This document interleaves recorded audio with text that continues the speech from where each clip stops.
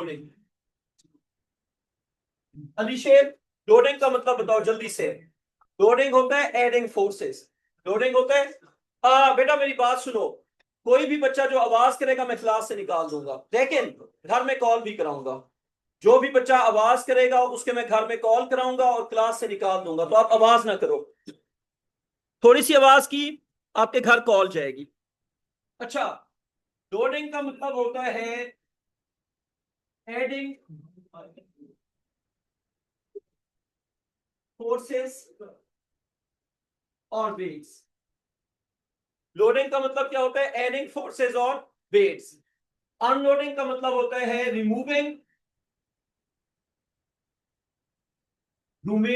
Weights और forces. गलती से भी बात नहीं करनी। लड़की होगी या लड़का होगा, घर में कॉल जाएगी। सहूलत, तुम्हारे घर में कॉल जा सकती है, बात ना करो। बात अब नहीं करनी। हसन, आगे आ जाओ, जगह है तुम्हारे लिए। अच्छा ठीक है, आ रहे हैं नजर? चलो, हाँ बेटा बताओ। रिकॉर्डिंग हो रही है। अच्छा बच्चों, आपका काम है सिर्फ समझना और आपस में बिल्कुल बात नहीं करनी, बिल्कुल खामोश होकर बैठो। डिफॉर्मेशन, लोडिंग का मतलब हो गया एडिंग फोर्सेस, अनलोडिंग का मतलब हो गया रिमूविंग वेट्स और फोर्सेस। आज का पहला क्वेश्चन लिखे, क्वेश्चन नंबर 1 लिखे, classify the followings, classify the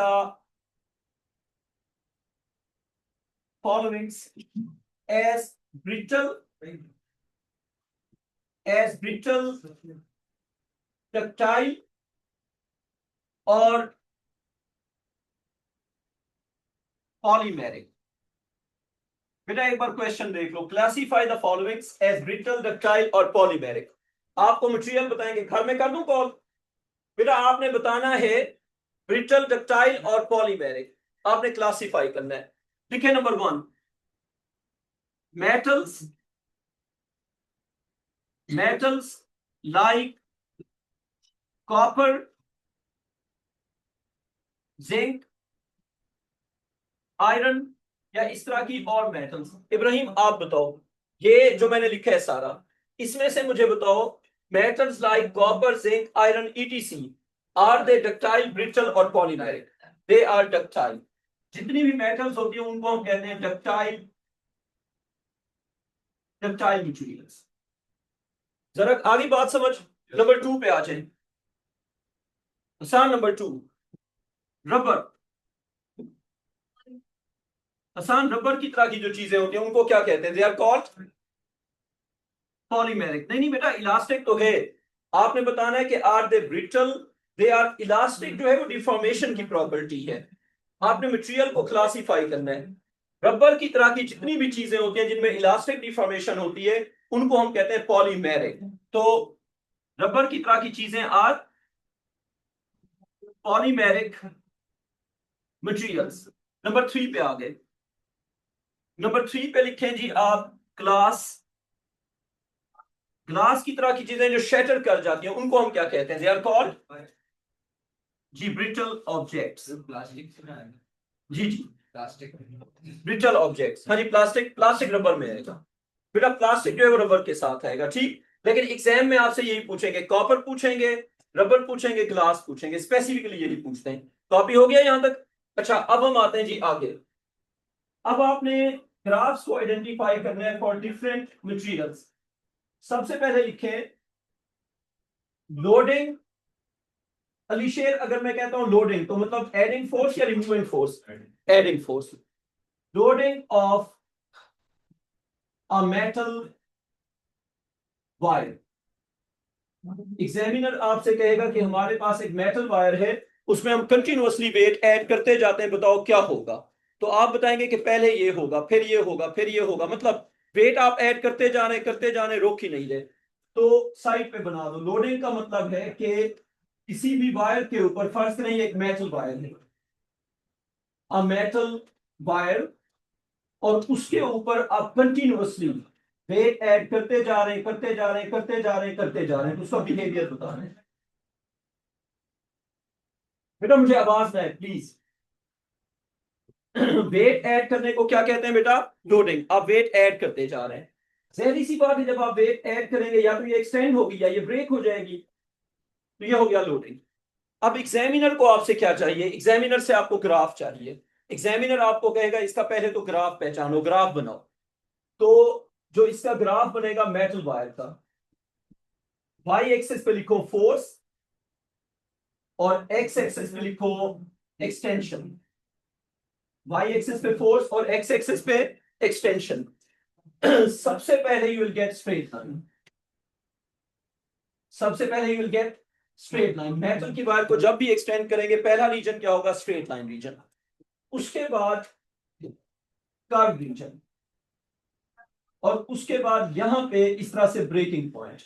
अब इन सारे पॉइंट्स को आपने लेबल करना है। इस पॉइंट को आप कहते हैं पॉइंट पी, इस पॉइंट को आप कहते हैं पॉइंट क्यू। तो आपको बताना है कि पॉइंट पी क्या है और पॉइंट क्यू क्या है। एक काम और करें, यहां तक जो एक्सटेंशन है इसकी वैल्यू को लेबल कर देते हैं, और यहां तक जो एक्सटेंशन है इसकी वैल्यू को भी लेबल कर देते हैं। एक्सटेंशन की वैल्यूज को हमने लेबल करना है। आप ये करें कि इस एक्सटेंशन को लेबल कर दें 8 मिलीमीटर, और यहां पे जो एक्सटेंशन है इसको लेबल कर दें आप 13 मिलीमीटर। आसान। इस तरह का ग्राफ जब भी देखेंगे उसको क्या कहेंगे कि this is graph for a metal. ठीक। अली शेर, तुम्हें लगता है आसान को नजर आ रहा है या बस ये बैठा हुआ है? पक्की बात है? एक सेकेंड, मैंने क्या लिखा है यार? इस तरह ना करो ना। क्या बनाया है? ठीक। अच्छा बच्चों देखो, ये फोर्स का ग्राफ है किसके साथ? एक्सटेंशन के साथ। और ये हमने ग्राफ बना दिया। अच्छा बच्चों, अब पहला काम ग्राफ को पहचानना। ये ग्राफ किसका है? मेटल का। किसका ग्राफ है? मेटल का। पहले स्ट्रेट लाइन, उसके बाद कर्व। अब अगली चीज पे आ जाओ, लिखो पॉइंट पी। पॉइंट पी, क्या हम ये कह सकते हैं कि पॉइंट पी वो वाला पॉइंट है जहां पे स्ट्रेट लाइन रीजन एंड कर रहे हैं? पॉइंट पी वो वाला पॉइंट है जहां पे स्ट्रेट लाइन रीजन क्या कर रहे हैं? एंड कर रहे हैं। तो पहले हम पॉइंट पी को डिफाइन करते हैं। Point P is limit of proportionality. Point P is also elastic limit. Point P is also yield point. इन तीनों को अलग अलग डिफाइन भी करना है। पॉइंट पी को हम कहते हैं लिमिट ऑफ प्रोपोर्शनैलिटी। अच्छा, अब आप एक क्वेश्चन पूछ सकते हैं कि पॉइंट पी के तीन नाम क्यों हैं? मुझे आप ये बताएं कि इस रूम के अंदर फारूक अब्दुल्ला मैं हूं, टीचर कौन है? टीचर भी मैं हूं। सबसे एल्डर कौन है? वो भी मैं हूं। समझ आ गई बात? मतलब एक ही बंदे के मल्टीपल रोल्स हो सकते हैं, उस हिसाब से फिर उसके मल्टीपल नाम भी हो सकते हैं। जैसे मेरा नाम अगर बताओगे तो आप कहोगे फारूक। आप मुझे जब टीचर बताओगे तो आप कहोगे physics teacher, the physics teacher. आपसे पूछे सबसे एल्डर कौन सा है इस क्लास में, तो आप कहेंगे सर आप। तो ऑब्वियसली मैं एक ही बंदा हूं ना, लेकिन आप मेरी मल्टीपल चीजें कह सकते हैं। तो पॉइंट पी जो है, अगर वो मल्टीपल फंक्शंस परफॉर्म करे तो उसके मल्टीपल नाम भी हो सकते हैं, और हर एक नाम एक डिफरेंट फंक्शन को रिप्रेजेंट करेगा, वो हमें बताना होगा। पॉइंट पी का पहला नाम लिमिट ऑफ प्रोपोर्शनैलिटी। लिख दिया? पॉइंट पी का पहला नाम लिमिट ऑफ प्रोपोर्शनैलिटी, ये हम ऑलरेडी डिफाइन कर चुके हैं। उसके बाद पॉइंट पी का दूसरा नाम, point P is also called elastic limit. ये पॉइंट पी का क्या हो गया? दूसरा नाम। तो स्ट्रेट लाइन रीजन जहां पे एंड करता है उसको लिमिट ऑफ प्रोपोर्शनैलिटी भी कहते हैं, उसको इलास्टिक लिमिट भी कहते हैं। और पॉइंट पी का तीसरा नाम, पॉइंट पी का तीसरा नाम है यील्ड पॉइंट। ये तीन नाम हो गए। अब इन तीनों चीजों को अगर हम डिफाइन करें तो लिमिट ऑफ प्रोपोर्शनैलिटी तो हम पहले डिफाइन कर चुके हैं। अब आप इलास्टिक लिमिट की डेफिनेशन लिखो जल्दी से। जी बेटा, वही बताने लगा हूं बेटा। अच्छा, हम यील्ड पॉइंट की डेफिनेशन से स्टार्ट करते हैं। यील्ड पॉइंट, अगर आपसे कहा जाए कि इतनी एक्सटेंशन के बाद यील्ड पॉइंट आता है, क्या मतलब है उसका? फर्ज करें आपको कोई स्प्रिंग देते हैं, आपको कोई मेटल वायर देते हैं और कहते हैं कि 3 मिलीमीटर के बाद you have yield point, 5 millimetre के बाद यू हैव यील्ड पॉइंट। तो यील्ड पॉइंट होता क्या है? बेसिकली वो वाला पॉइंट जिसके बाद डिफॉर्मेशन परमानेंट हो जाएगी। Yield point is that point after which the deformation is permanent. अब आप एक बात कह सकते हैं, वो तो इलास्टिक लिमिट भी है, तो मैं क्लियर करता हूं कि क्यों नहीं है। मेरा आपसे एक क्वेश्चन है, फर्ज करें इस रूम के बाद बाहर जो चीज है उसको हम क्या कह सकते हैं? चले मैं यूं कहता हूं, एक जगह पे रूम एंड होता है और उसके बाद गार्डन स्टार्ट होता है। ये एग्जांपल अच्छी तरह समझनी है। एक जगह पे रूम एंड होने के बाद क्या स्टार्ट हो जाता है? गार्डन। अब डोर जो है, आप डोर को कैसे डिफाइन करेंगे? Before the door we have room and after the door we have garden, yes और नो। लेकिन क्या हर एक घर के अंदर ये अप्लाई होगा या नहीं होगा? इसलिए elastic limit is like a door. So before elastic limit the deformation is elastic. Sometimes कुछ चीजों में प्लास्टिक या परमानेंट डिफॉर्मेशन नहीं होगी, वहां पे यील्ड पॉइंट होगा ही नहीं। तो जिस पॉइंट से पहले पहले डिफॉर्मेशन इलास्टिक होगी उसको हम कहेंगे इलास्टिक लिमिट, और जिस पॉइंट के बाद परमानेंट डिफॉर्मेशन होगी उसको हम कहेंगे यील्ड पॉइंट। अब यील्ड पॉइंट कुछ मटेरियल्स के अंदर होता ही नहीं है, इलास्टिक लिमिट होती है लेकिन यील्ड पॉइंट नहीं होता। सो इन दोनों को हम अलग से डिफरेंशिएट करते हैं। तो जहां पे भी परमानेंट डिफॉर्मेशन होगी, इलास्टिक लिमिट को यील्ड पॉइंट भी कहेंगे। तो इलास्टिक लिमिट ही यील्ड पॉइंट होता है provided that the material x tends permanently. लेकिन कुछ चीजें परमानेंटली एक्सटेंड होती ही नहीं है, वहां पे इलास्टिक लिमिट तो होगी लेकिन यील्ड पॉइंट नहीं होगा। तो अब पहले हम इसको डिफाइन कर देते हैं। Yield point is the point after which yield point is the point, बेटा सामने लिखो, yield point is the point after which the deformation is permanent. The deformation is permanent. तो जिसके बाद डिफॉर्मेशन परमानेंट होगी उसको हम कहते हैं यील्ड पॉइंट। मेटल के अंदर यील्ड पॉइंट होगा या नहीं होगा? The answer is yes. Glass के अंदर होगा या नहीं होगा? The answer is no. Rubber के अंदर होगा या नहीं होगा? The answer is no. तीन चीजें हैं, brittle, ductile and polymeric. Brittle क्या होता है? ग्लास। डक्टाइल क्या होता है? मेटल। और पॉलीमेरिक क्या होता है? रबर। अब वन बाय वन। मेटल के अंदर यील्ड पॉइंट हुआ करेगा, रबर के अंदर यील्ड पॉइंट नहीं हुआ करेगा। इसी तरह अगर आप बात करते हैं तीसरी चीज ग्लास की, तो उसके अंदर भी यील्ड पॉइंट नहीं होगा। ये बात लिख लो, लिखो, यील्ड पॉइंट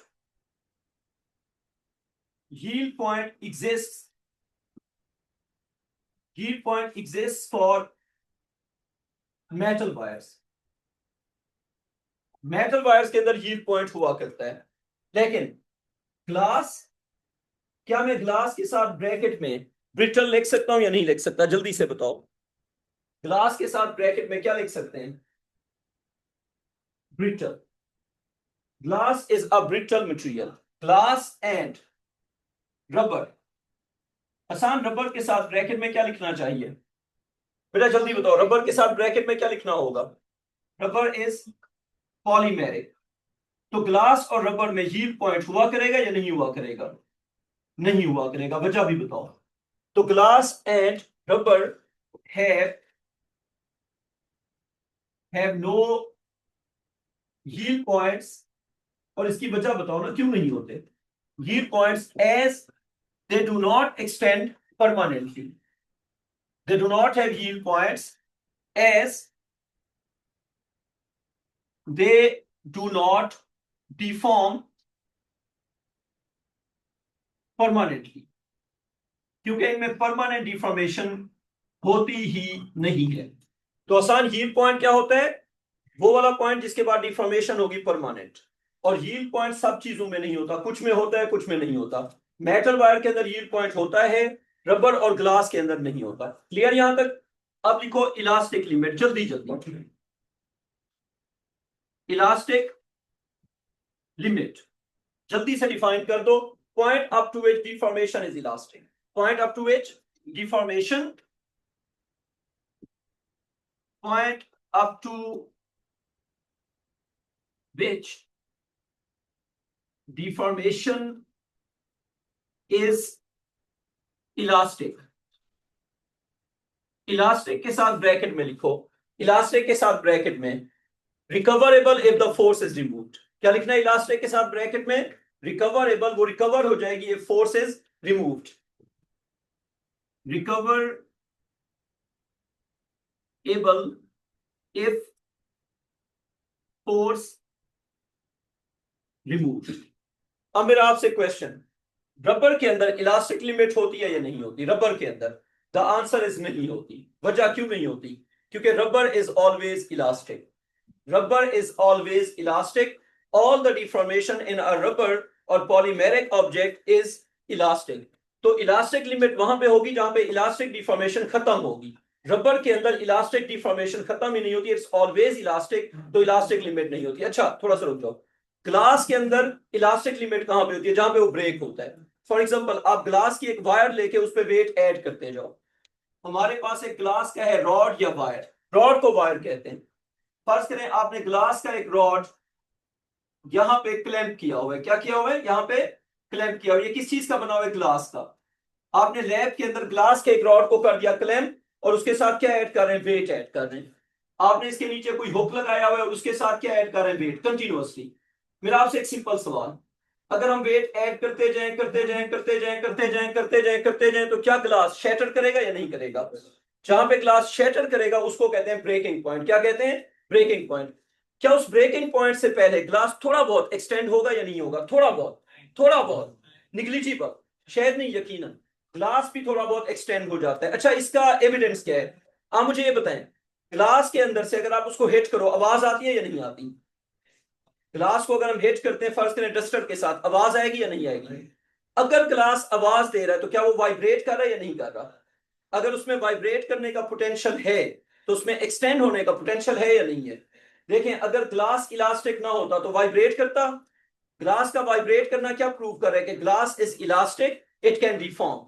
तो ग्लास की जो वायर होती है, ग्लास का जो रॉड होता है, उस पर अगर आप वेट ऐड करेंगे तो वो थोड़ा बहुत एक्सटेंड हो जाएगा, लेकिन उसकी जो एक्सटेंशन होती है वो परमानेंट नहीं होती, वो क्या होती है? रिकवरेबल। शैटर करने तक उसकी एक्सटेंशन क्या होगी? रिकवरेबल। और जब वो शैटर करता है उसको कहते हैं ब्रेकिंग पॉइंट, और उसका जो ब्रेकिंग पॉइंट होता है वही उसकी इलास्टिक लिमिट होता है। So for a glass wire the breaking point is the elastic limit. समझ आ गई बात?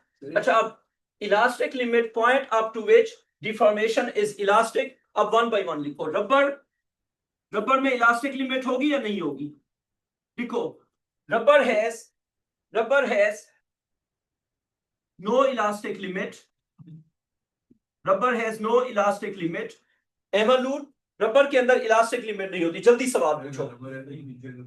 अच्छा बच्चों, जब हम कहते हैं रबर, ये सुन लो, सामने देखो, रबर का मतलब हमारी डेली लाइफ वाला रबर नहीं होता। यहां पे हम आइडियल रबर की बात कर रहे हैं। Ideal rubber is the one that can extend up to infinite length.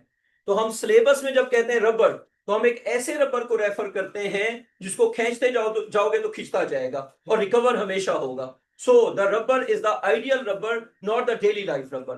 तो जब आप अपने पेपर में लिखते हैं रबर, तो आप डेली लाइफ रबर की बात नहीं कर रहे, आप किसकी बात कर रहे हैं? आइडियल रबर की।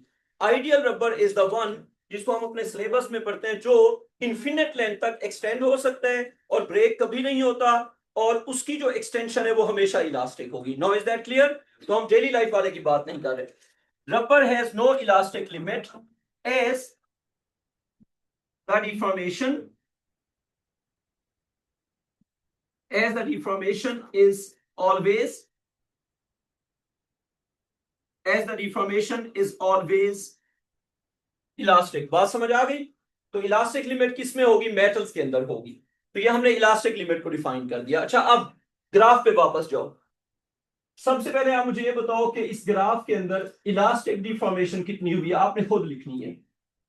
लिखो इलास्टिक डिफॉर्मेशन। हाँ जी, कोई भी बच्चा अगर मुझे बता दे, how much deformation is elastic? Elastic deformation is, कितना हुई है इलास्टिक? ग्राफ पे देख के बताओ। 8 millimetre is the elastic deformation. लिख दो, elastic deformation is 8 millimetre. So 8 millimetre is recoverable. Copy करते जाओ। अच्छा अब आपसे अगर मैं ये पूछूं, प्लास्टिक डिफॉर्मेशन, प्लास्टिक का मतलब क्या होता है? प्लास्टिक और परमानेंट, प्लास्टिक और permanent deformation, deformation up to, plastic और permanent deformation up to 11 millimetre. अब यहां पे एग्जामिनर ने आपको थोड़ा सा कंफ्यूज कर दिया, ये बात समझ लो। आपने ओवरऑल की बात नहीं करनी, कहां तक बात करनी है? 11 मिलीमीटर तक। तो आसान ये क्वेश्चन यूं पूछा हुआ है, up to 11 millimetre how much deformation is plastic और परमानेंट। तो 11 की बात हो रही है, 11 कहां तक बनेगा? 11 तक बनाओ। चलें जी 11 को लेबल करो, तो कहां पे आ जाएगा 11? यहां लेबल कर दो। तो हमने ओवरऑल बताना है या 11 तक बताना है? हमने बताना है 11 तक, और पेपर में भी इसी तरह होगा। Up to extension of 11, extension of 10, how much is permanent? तो परमानेंट होगी, यहां पे आप लाइन खींचो, यहां पे बात हो रही है ना। तो शुरू वाले 8 हो गए इलास्टिक। अब 8 से 11 आगे कितने रह गए? तो 11 में से 8 सब्ट्रैक्ट कर दो, कितने रह गए? 3 मिलीमीटर। तो ये 3 मिलीमीटर क्या हो जाएगा? परमानेंट। इस बात को समझ लो। तो जितनी भी एक्सटेंशन होगी, जैसे यहां पे उसने कहा हुआ है 11, तो इस 11 तक स्ट्रेट लाइन वाली क्या हो जाएगी? Recoverable. 8 millimetre recoverable, 3 millimetre unrecoverable. कोई कंफ्यूजन? अगर आप अब इससे फोर्स रिमूव कर दें, वेट्स को हटा दें, तो 3 मिलीमीटर फिर भी रह जाएगी, 3 मिलीमीटर रिकवर नहीं होगी, लेकिन ये वाला 8 मिलीमीटर क्या हो जाएगा? रिकवर हो जाएगा। कोई कंफ्यूजन है या बात समझ आ गई? तो अनरिकवरेबल कितना हुई? 3 मिलीमीटर। कॉपी कर दो, ठीक। दोबारा कर देंगे, आप बात कर रही थी ना बीच में। अच्छा देखो, अप टू 11 मिलीमीटर अगर हम बात करते हैं 11 मिलीमीटर की, ये हो गया 11 मिलीमीटर, ठीक। आप इससे एग्री करते हैं कि 11 मिलीमीटर यहां पे आ जाएगा? मुझे बताएं स्ट्रेट लाइन एक्सटेंशन कहां तक है? 8 millimetre. That 8 millimetre is elastic. अब 11 में से 8 निकालें, बाकी कितना बच गया? जो कार्ड वाला रीजन है वो है 3 millimetre. That 3 millimetre is not recoverable. वो क्या होगा? प्लास्टिक या परमानेंट। तो 3 millimetre is the permanent deformation. Clear यहां तक? अच्छा, अब अगर हम वायर से फोर्स को रिमूव करते हैं, उसको कहते हैं अनलोडिंग। अनलोडिंग का ग्राफ भी हमारे सिलेबस में। अब आप हेडिंग दो अनलोडिंग। अनलोडिंग का मतलब होता है फोर्स को रिमूव करना। तो अनलोडिंग की अब हेडिंग दो, unloading of a metal wire. इसका भी क्वेश्चन पेपर में आता होता है। अनलोडिंग, अनलोडिंग का मतलब होगा रिमूविंग वेट्स। अनलोडिंग का क्या मतलब होगा? Removing weights. Unloading of a metal wire. अब मैं आपको पहले बता देता हूं, फिर मैं समझा देता हूं। ग्राफ पे जरा देखें। फर्ज करें अगर आपने एक्सटेंड किया हुआ है 5 मिलीमीटर, और 5 मिलीमीटर के बाद आप वेट को रिमूव करते हैं, तो बताएं परमानेंट एक्सटेंशन हुई या नहीं हुई? फर्ज करें 5 मिलीमीटर तक आपने एक्सटेंड कर दिया, 5 मिलीमीटर से आगे गए ही नहीं है, 5 मिलीमीटर के बाद फोर्स को रिमूव कर दिया, तो बताएं अप टू 5 मिलीमीटर कोई परमानेंट डिफॉर्मेशन हुई थी या नहीं हुई थी? 5 मिलीमीटर तक नहीं हुई थी। फर्ज करें आपने एक्सटेंड किया था 11 मिलीमीटर तक, तो बताएं परमानेंट डिफॉर्मेशन हो गई या नहीं हो गई? तो आपने इस चीज का ख्याल रखना है। अब अनलोडिंग का अगर आपने ग्राफ बनाना है, इसकी प्रैक्टिस करते हैं। तो जब भी अनलोडिंग का क्वेश्चन आएगा, लोडिंग का ग्राफ ऑलरेडी गिवन होगा। जब भी क्वेश्चन आएगा अनलोडिंग का, लोडिंग का ग्राफ ऑलरेडी गिवन होगा। लोडिंग का ग्राफ देके फिर अनलोडिंग का आपको बनाने को कहेंगे। तो वाई एक्सिस पे लिखो फोर्स, जल्दी से। एक्स एक्सिस पे लिखो एक्सटेंशन, थोड़ा तेज। आपको ग्राफ गिवन होगा, ये ग्राफ आपको ऑलरेडी गिवन है। इस पॉइंट को कहा हुआ है ब्रेकिंग पॉइंट, जल्दी से बनाते जाओ। इस पॉइंट को कहा हुआ है ब्रेकिंग पॉइंट, और इस पॉइंट को कहेंगे limit of proportionality, elastic limit, yield point, जो दिल करता है वो कह दो। इस पॉइंट को हमने कह दिया चले जी इलास्टिक लिमिट। तो आपको पहले से पता है कि इलास्टिक लिमिट भी है, लिमिट ऑफ प्रोपोर्शनैलिटी भी है, और यील्ड पॉइंट भी है। अब आपको एग्जामिनर ने वैल्यूज भी बता दी। यहां तक जो एक्सटेंशन दी हुई है वो है 8 मिलीमीटर, और यहां तक जो एक्सटेंशन दी हुई है ये है 13 मिलीमीटर, और ये नया ग्राफ है, उससे रिलेट नहीं करना। अच्छा, अब यहां पे एक्सटेंशन दी हुई है फॉर एग्जांपल 11 मिलीमीटर, ठीक। अब क्वेश्चन क्या है उस पे आ जाओ। इसको लिखो फिगर 1। फिगर 1 लिखो कि in figure 1, in figure 1 the load was removed। in figure 1 the load was removed, force को remove कर दिया when the extension was, when the extension was 11 millimetre. आपका काम क्या है? draw अच्छा, आपके पेपर में कभी ग्राफ के लिए वर्ड हुआ करेगा ड्रॉ और कभी होगा स्केच। कोई बच्चा मुझे बताएगा स्केच और ड्रॉ में क्या डिफरेंस होता है? कभी होगा स्केच और ग्राफ। हाँ बेटा बताओ। ड्रॉ में मतलब आप स्क्रीन यूज कर सकते हैं, स्केच की है। अच्छा बच्चों, स्केच का मतलब होता है values are not needed. Draw का मतलब होता है एग्जैक्ट विद वैल्यूज। जहां पे ड्रॉ का वर्ड होगा वहां पे आपने exact ruler, exact scale, exact सब कुछ यूज करना है। ड्रॉ का मतलब होता है प्रिसाइज ग्राफ और स्केच का मतलब होता है रैंडम स्केच। फर्क समझ आ गया? ड्रॉ का मतलब होता है with labels, exact values, labelling करनी होती है। ड्रॉ में आपने लेबलिंग हर चीज करके प्रिसाइज ग्राफ बनाना होता है। स्केच के अंदर आपने रैंडम स्केच बनाना होता है। अच्छा, draw the unloading, draw the unloading curve। अच्छा, ये बहुत कॉमन क्वेश्चन है और आपको हर बार जब ये क्वेश्चन देंगे आपने क्या करना है? Draw the unloading curve. अब आपने 11 मिलीमीटर को ऑब्जर्व करना है, बोर्ड पे देखते रहो। मुझे बताएं 11 मिलीमीटर में से इलास्टिक कितना है? 8 है इलास्टिक, और जो आगे वाला 3 है वो क्या है? परमानेंट। अब इस बात को केयरफुली सुनो, आप डिसाइड कर लें कि परमानेंट कितना है। दिस 3 मिलीमीटर इज परमानेंट, तो ये 3 मिलीमीटर रह जाएगा, ये 3 मिलीमीटर रह जाएगा। तो 0 से स्टार्ट करके 3 मिलीमीटर लेबल करो। 0 से स्टार्ट करके ये जो परमानेंट वाला 3 मिलीमीटर है इसको लेबल करो। कहां पे आ जाएगा 3 मिलीमीटर? बनाओ जरा, यहां पे लेबल करो 3 मिलीमीटर। अच्छा, अब आप मुझे ये बताएं मैंने 3 मिलीमीटर क्यों लेबल किया? Because that was the permanent deformation out of the 11 millimetre. अब जब रिकवरी होगी तो ग्राफ ने वापस आना है 3 के ऊपर। ग्राफ ने कहां पे वापस आना है? 3 के ऊपर। Why not 0?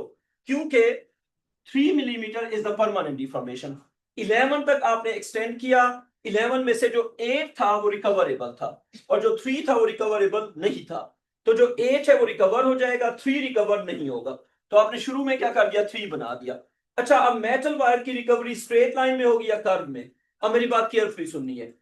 अगर आप वेट्स को रिमूव करते हैं स्टेप्स के अंदर और हर स्टेप के अंदर इक्वल एक्सटेंशन रिकवर होती है, जैसे आपने 10 न्यूटन रिमूव किया और रिकवरी हुई 2 मिलीमीटर, अगली बार 10 न्यूटन रिमूव किया और रिकवरी हुई 2 मिलीमीटर।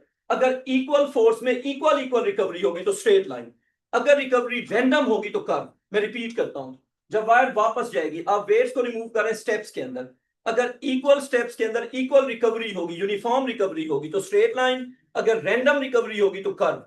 मेटल के अंदर जब आप वेट को रिमूव करते हैं तो रिकवरी यूनिफॉर्म होती है, यानी कि इक्वल फोर्स के साथ जो वापसी होती है वो इक्वल इक्वल होती है, तो ग्राफ स्ट्रेट लाइन होता है। तो रिकवरी का ग्राफ आपने यहां से बनाना है यहां पे, लेकिन रूलर के साथ स्ट्रेट लाइन। क्या बनाना है? Straight line. क्या मेटल के अंदर अनलोडिंग कभी भी कर्व हो सकती है? The answer is no. Metal के अंदर जब भी आप अनलोडिंग करेंगे ग्राफ स्ट्रेट लाइन ही होगा। तो अब आपने यहां से यहां पे बनानी है स्ट्रेट लाइन रूलर के साथ। बनाओ जी, ये मैंने अपनी तरफ से बना दी स्ट्रेट लाइन। अच्छा, अब ये स्ट्रेट लाइन क्या बता रही है? वेट को रिमूव करना, फोर्सेस को आप रिमूव करते जा रहे हैं। जो ऊपर वाला ग्राफ है उसको हम कहते हैं लोडिंग कर्व। हसान, इस ग्राफ को क्या कहते हैं बेटा? Loading curve. ये क्या शो कर रहे हैं? फोर्सेस को ऐड करना। जब आप वेट ऐड कर रहे थे फिर ये ग्राफ बना था, जब आप वेट को रिमूव कर रहे थे फिर कौन सा ग्राफ बना था? ये ग्राफ। इसमें एरो किस तरफ होंगे? बैकवर्ड्स। और हमजा, अगर आप मुझे बताओ हमजा, इस ग्राफ का स्ट्रेट लाइन होना हमें क्या बता रहा है? इस ग्राफ का बताओ, इस ग्राफ का स्ट्रेट लाइन होना हमें यह बता रहा है कि जब हम वेट को रिमूव करते जा रहे हैं तो एक्सटेंशन की जो रिकवरी है, जो वापस जा रहा है वो इक्वल इक्वल जा रहा है। यानी कि अगर हम 10 न्यूटन के स्टेप्स में वेट को रिमूव कर रहे हैं तो जो रिकवरी हो रही है वो हर बार इक्वल इक्वल हो रही है। इस वजह से हमें क्या मिल रही है? स्ट्रेट लाइन मिल रही है। अब इसको लेबल करो, ऊपर वाला जो ग्राफ है इसको हम कहेंगे लोडिंग कर्व। क्या कहेंगे बेटा इसको? Loading curve. और जो नीचे वाला ग्राफ है इसको हम कहेंगे अनलोडिंग कर्व। अगर इस तरह का क्वेश्चन हो जाए तो आ जाएगा, अगर इस तरह का क्वेश्चन पेपर में आ जाए, कर लोगे ना? कॉपी कर लो, कॉपी कर लो जल्दी से। अब मैं एक क्वेश्चन आपको देता हूं, सबका चेक करूंगा, करके देना है। चलो जी, क्वेश्चन ये है, बेटा आवाज बिल्कुल ना करो,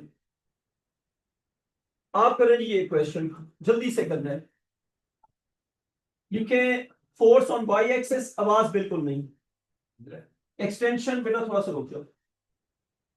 extension on x axis, straight line, उसके बाद ये कर्व, उसके बाद ये ब्रेकिंग पॉइंट जल्दी से बना दो, इसको कह दो फिगर 1। अच्छा, यहां तक एक्सटेंशन आपकी बार दी हुई है 10 मिलीमीटर, यहां तक एक्सटेंशन आपकी बार दी हुई है 14 मिलीमीटर। ठीक है, अब आपको जो क्वेश्चन दिया जा रहा है वो आप देखें। क्वेश्चन का फर्स्ट पार्ट, क्वेश्चन का फर्स्ट पार्ट यहां पे लिखा हुआ है फोर्स, यहां पे लिखा हुआ है एक्सटेंशन, और यहां पे लिखा हुआ है 10 मिलीमीटर, और यहां पे लिखा हुआ है 14 मिलीमीटर। इसके नीचे कहा हुआ है draw unloading curve, draw unloading curve if the force is if the force is removed when extension was 4 millimetre. ये सब का आंसर मैं चेक करूंगा। when extension was 4 millimeter the force was removed, draw unloading curve।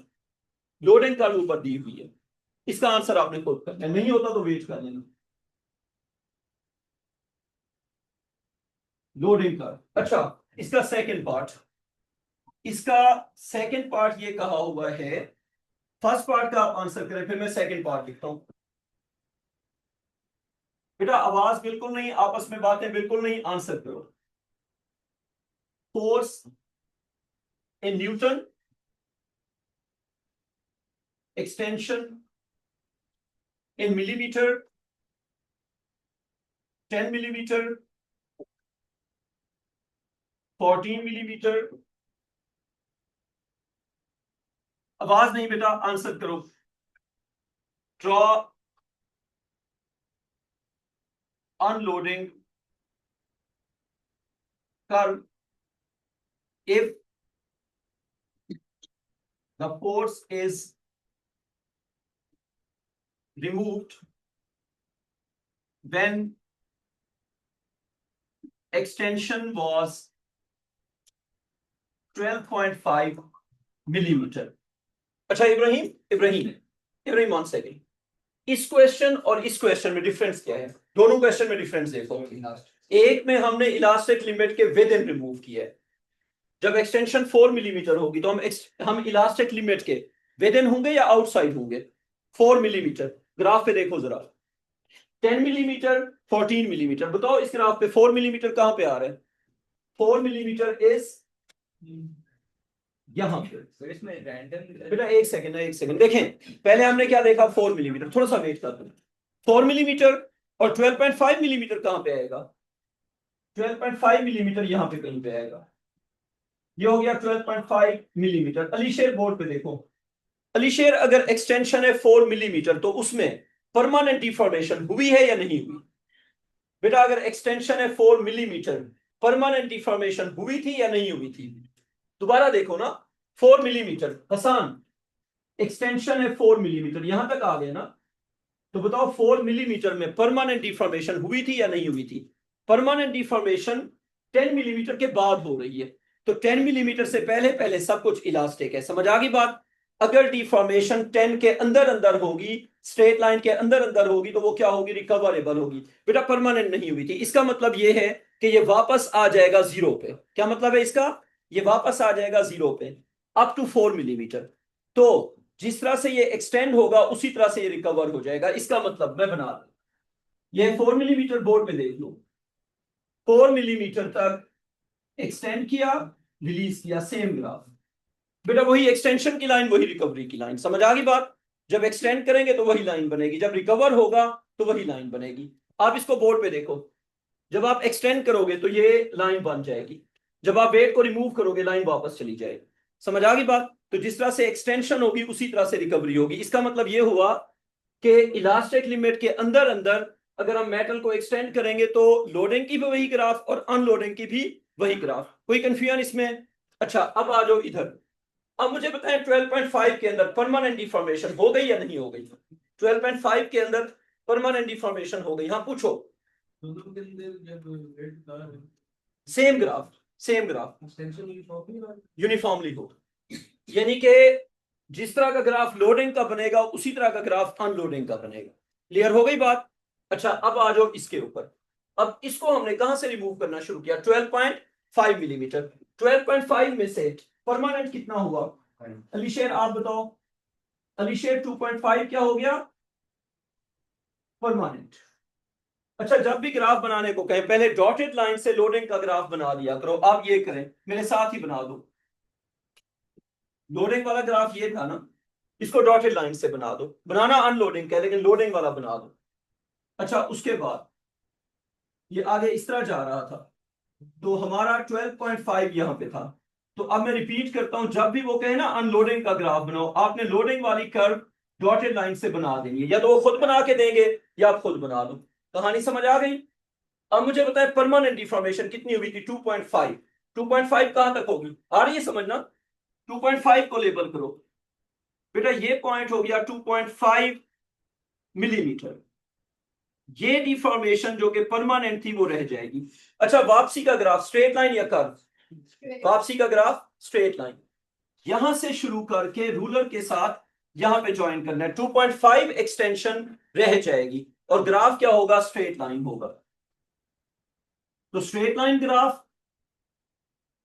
अच्छा, अब इस पे arrow किस तरफ होंगे? पीछे की तरफ या आगे की तरफ? पीछे की तरफ। ये क्या शो कर रहा है? रिकवरी। इनको आप लेबल भी कर दो। जो डॉटेड वाला ग्राफ है वो किसका है? लोडिंग का। नीचे वाला ग्राफ किसका है? अनलोडिंग का। अच्छा, एक और बात, 2.5 मिलीमीटर जो शुरू वाला है बच्चों, 2.5 मिलीमीटर जो शुरू वाला है, इसको क्या कहेंगे? This is the permanent deformation. This is permanent deformation. Recover कितना हुआ है? 10 मिलीमीटर जो कि इलास्टिक था वो क्या हो गया? रिकवर हो गया। कोई कंफ्यूजन अब यहां तक? अच्छा, अब हमने लिखना है एनर्जी का हिसाब किताब। जी बेटा आप बताएं। बेटा ये देखो, जब आप इलास्टिक लिमिट के विद इन होंगे उसमें वही ग्राफ लोडिंग का वही अनलोडिंग का। जो ग्राफ सेम ग्राफ है ना, ये देखें, ये स्ट्रेट लाइन थी ना, तो जब आप वेट ऐड करेंगे तो ये स्ट्रेट लाइन यूं बनेगी। जब आप वेट रिमूव करेंगे तो उसी जगह पे स्ट्रेट लाइन वापस बनेगी। हाँ हाँ देखें, बात सुने, आपने वेट ऐड किया। जब आप वेट ऐड करेंगे एक्सटेंशन बढ़ेगी ना, बोर्ड पे देखें। जब आप वेट ऐड करेंगे एक्सटेंशन क्या होगी? बढ़ेगी। एक्सटेंशन बढ़ गई। जब आप वेट रिमूव करेंगे एक्सटेंशन कम हो जाएगी, लेकिन ग्राफ वही बनेगा। समझ आ रही है बात? उसी ग्राफ पे एक्सटेंशन होगी, उसी ग्राफ पे रिकवरी होगी। अगर टाइम नहीं हुआ तो आगे करेंगे, अभी टाइम हो गया। हाँ हाँ बेटा बताएं। इसके अंदर हाँ हाँ, तो एरो इस तरह होंगे। ये लोडिंग और ये तो वही ग्राफ लोडिंग का वही ग्राफ आता। समझ आ गई आज वाले की? अहमद नूर इब्राहिम तुम्हें? तो लिमिट ऑफ प्रोपोर्शनैलिटी के अंदर अंदर वही सेम ग्राफ है। अगर हम उसके आगे चले गए तो फिर ग्राफ। अब कल हमने लिखनी है इसकी एनर्जी। एनर्जी का हिसाब। कल डिफॉर्मेशन खत्म हो जाएगा। पेपर 2 के सवाल में ले आऊंगा, मस्ट है। ये देखो ना, ये क्या शो कर रहा है? एक्सटेंशन। ये क्या शो कर रहा है? रिकवरी। Extension recovery. अब कल हम इसकी एनर्जीज लिखेंगे कि एनर्जी का क्या साइकिल होता है। एक मुझे रिमाइंडर देना रात के 10 बजे, मैं तुम्हें सारा कुछ दे। आज वाला आ गया समझ? क्लासें लेनी है, पता है क्लासें लेने का फायदा क्या होगा? ये चीजें समझ आती जाएंगी ना और ज्यादा। वो अभी हम डिसाइड करेंगे। मैं ग्रुप में एक वोटिंग भेजूंगा। वोटिंग आप मुझे बताएंगे कि आपको सूट कौन सा लगता है। जो आपको सूट करेगा वो ठीक है। सवाल आपको टाइम है एक्स्ट्रा? हाँ होगा, लेकिन फ्राइडे या सैटरडे ये सब आज नहीं है, मैंने डिफॉर्मेशन का पूछा। होगा आज 9:30 बजे। आज 10 रात के 9:30 बजे। रात के 9:30 बजे ठीक है। कोई क्वेश्चन समझ नहीं आ रहे।